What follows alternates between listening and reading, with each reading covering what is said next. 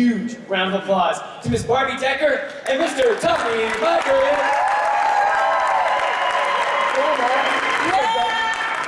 Alright, man, this is awesome. We got people stand up, we haven't even started yet. Good, man. How y'all doing this morning? Yeah, how many people went and worked out? How many people still smell like a bucket of ass? I mean, seriously, I'm glad that you guys took the time to come up here first thing in the morning, right after your workout. I mean, Barbie and I are super blessed. And today you're gonna be getting an hour and 10 minutes of our time on the art of getting to yes. Right, handling objections, and you've got Barbie Decker. I gotta tell you, this is Barbie. Isn't she hot in this picture? Oh, nice. Yeah, I know. I was looking at that the other day, and I'm like, Barbie, man, you're like paralyzing up there. And she is, absolutely. How many people here are from the Empire? So I gotta tell you, she's done an incredible job with her team, and I've learned so much from her over the course of the last like 2 or 3 years. In fact, Barbie and I have been friends in this since the message board days, which was 4 years ago, 5 years ago. 2007. And back when I was a finalist in 2009, Barbie actually helped me pick out the silver underwear that I wore. The ones that you see on your join button, you know? So yeah, that's kind of our history. I mean, Barbie has a history. Barbie, tell them a little bit about yourself. My story? Yeah, just a little bit. Introduce yourself a little bit to them. So I am Barbie Decker, and this is my friend Tommy. I stumbled upon Slim and Six in 2007 after a divorce, the death of my father. I had just finished my PhD. I bumped into my ex-husband's girlfriend who had lost a ton of weight, and I was like, what did she do? Whatever she did, I wanted to do. I wound up buying Slim and Six. I was on the message boards. That's where I met Tommy. We bonded. I saw the amazing things that he was doing. 6 weeks later, I had lost 11 pounds, completely changed my body, and just got the confidence. My life was transformed in 6 weeks. I became a coach because I wanted to help people. I never, ever meant to be a top coach, to make any money. And in fact, one of my coaches and I, my first coach ever, we made a pact that we would never, ever make any money. And so we broke that pact. But so here I am, and here we are sharing the stage. Yeah, and I'm just a high school football coach from Bellevue, Ohio. I mean, there's people here from Bellevue, Ohio. Yeah. From a town of 9,000 people, in fact, I think my whole town is in this room right now. Which is really cool. Never thought that I would be up here on stage. Really just honored to be here. The thing is this, we're both just like you. We're like anybody that's in this room that just showed up. I showed up at my first summit 4 years ago, not planning on any of this. But being open to the learning, open to the growth. And I gotta tell you that what I've seen in Barbie over the last 4 years, and what many people have seen in me, is that we've learned some skills and philosophies over the time through personal development that have helped us go from being people who want to do it to people who are armed and dangerous when doing it. Right? How many people would like to be armed and friggin' dangerous? Right? Because the fact is this, we are fighting a war out there, aren't we? Right? We're fighting a friggin' war out there, man. And if you're not equipped, if you're not armed with what it takes to do it, okay, these skills that we're teaching you today are the weapons that you need to get the job done that you're being called to do. At the end of the day, you either have those weapons in your war chest or you don't. So we are going to share with you some really incredible skills, philosophies, ways of thinking, and systems that will make you be the absolute best coach that you can be and build a friggin' huge team of people that are out there moving this thing forward. How many people want that to happen today?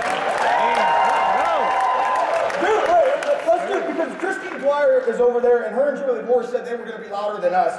So here's what I want you to do. I want you guys to repeat as loudly as you can after me, okay? I will be open to learning and understanding the things that I need. To go out there and kick some serious ass. I love it. Who knew objection handling could be so friggin' exciting? It's exciting. Seriously. The things that you're going to hear today help you with your Beachbody business. They're going to help you with your life. They're going to help you with your kids that are a little rowdy. Liz. Which I love your kids, you and Tony's kids. They're going to help you with your coworkers at work. They're going to help you out there in the community. They're also going to help you with yourself. Because that's where objections begin, right?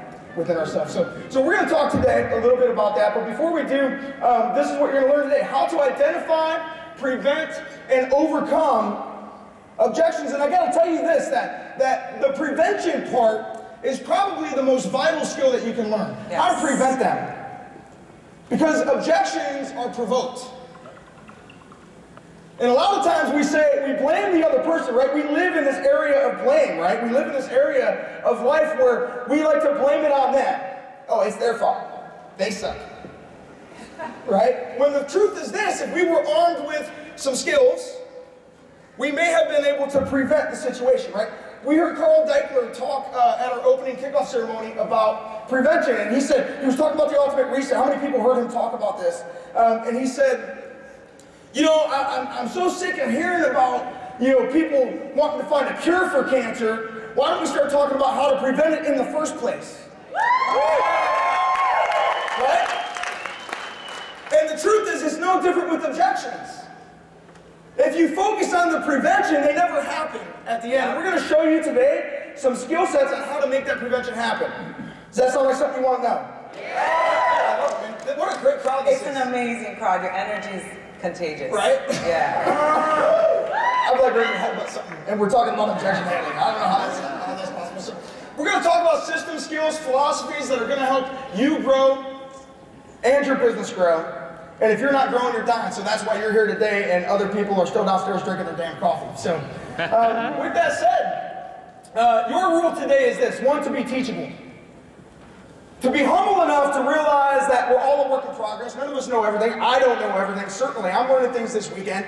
I sat there in the general session yesterday, and I took 17 pages of notes in the front row. I did. And I was like, oh, that's good. Oh, man, I really suck at that, but I'm getting better at it. Okay. Right? But be humble enough to be teachable. You know, Barbie, here Barbie is with all of her accolades and all those things. And when we were in France... When we were in France, I invited Tommy and Jimmy to stay with me. I was staying in France for a month. You were just coming, I thought, to hang out. I hadn't seen you since the previous year, but I've known you for almost 4 years. I hadn't realized the leader that he had become. I call it, that summer, the school of Tommy. I got goosebumps. I mean, seriously, we were all in our PJs in my little Paris apartment, recording, I still have the recording, taking notes, typed like 20 pages worth of notes. And she was already making like thousands of dollars a week at this time, right? Oh yeah, I mean, I was already a leader, but you have to be open to learning every single day, every single moment. And you were teachable, and I've learned a lot of things from you when it comes to like branding. All of Team Swarm, that whole thought of how we branded that, and the importance of that came from Barbie. So when you see the top people in this, we're just average people that have been open to learning, open to growing. So your job is, first of all, to be teachable. Your second job is to determine which of these systems and skills and philosophies can benefit you the most immediately. Which ones is it that you struggle with right now? Or maybe that you haven't been using, right? That you can put into place, right, Cher? That you need right now to get better at. Because we can all get better at something. So identify the ones that most are important to you after today. Because we're going to give you a lot of them, and you might not get all of it. Some of it will hit you right in the face. Whatever hits you right in the face, write it down and start working on it. And then to take action by implementing, well, once we're over. So Barbie's going to go into a little bit of her, part of objection handling is having a plan, right? It's having a plan, having a system. And so we have some systems in place, and Barbie is going to talk to you about that. Awesome, thank you. Can you click one more time? There's a little roadmap there, I think. What's that? Click one more time. Yeah. She gave me control. I'm like, you're the man, you handle the remote. Yeah, but we're going to learn a lot more than ESPN would ever teach us. So, the 5-step script. Tommy is responsible for introducing the 5-step invitation process. It was December of last year. I was in the running for top 10. And I knew that I think I was number 10, and I'm like, wow, if somebody else pushes a little bit harder, I'm gonna be knocked out. I'm like, I knew that I was gonna be in the top 10 no matter what. One of my coaches, Rochelle, said, have you seen the script, the 5-step script? And I'm like, I don't do scripts, right? I mean, it's a script. I don't follow formulas. Hi, do you want to hear more about my Beachbody challenge? I don't do that. And she's like, Barb, it's amazing. It works. And so I trusted someone that has had amazing success with it, and my friend who had also had success with it. And so I plugged into this system. In December of last year, I got 100 Success Club points in 1 month, okay? So the proof is in the pudding. The pudding is that I was able to get in the top 10. The recipe is the script. So why should you use scripts? Number one, it gives you words to say. How many of you are newish coaches? Knew somewhat, a lot of you, okay? When I first started as a coach, I didn't know what to say. I mean, I can tell you the times that people have rolled their eyes at me, people looking to see where the next escape is. With the script, and I'm really not kidding, with the script, I'm not. With the script, you have the words to say. Is my friend Jay in the audience? Maybe, maybe not yet. There you are. Yeah. Jay is the type of person that can speak. You know how like nobody talks in an elevator? He gets people to talk, laugh, and hug in an elevator. Not everybody has that skill. And so my second point why you want to use scripts is that it duplicates. When you use a script, you might be awesome at getting people to enroll in a challenge. You might be awesome at closing people and enrolling coaches. But not everyone might have that talent. And so the beauty of using a script is that it duplicates. And the third reason that you want to use scripts is that they're simple. I mean, a lot of us, we just complicate everything. So a new coach wants to know that to get started as a coach and to have success, you want something that's simple. And so for all those reasons, you should use scripts. I'm the proof that it works. And so if I look at my team, it worked for me in December. In order to grow your business, it can't be all about yourself.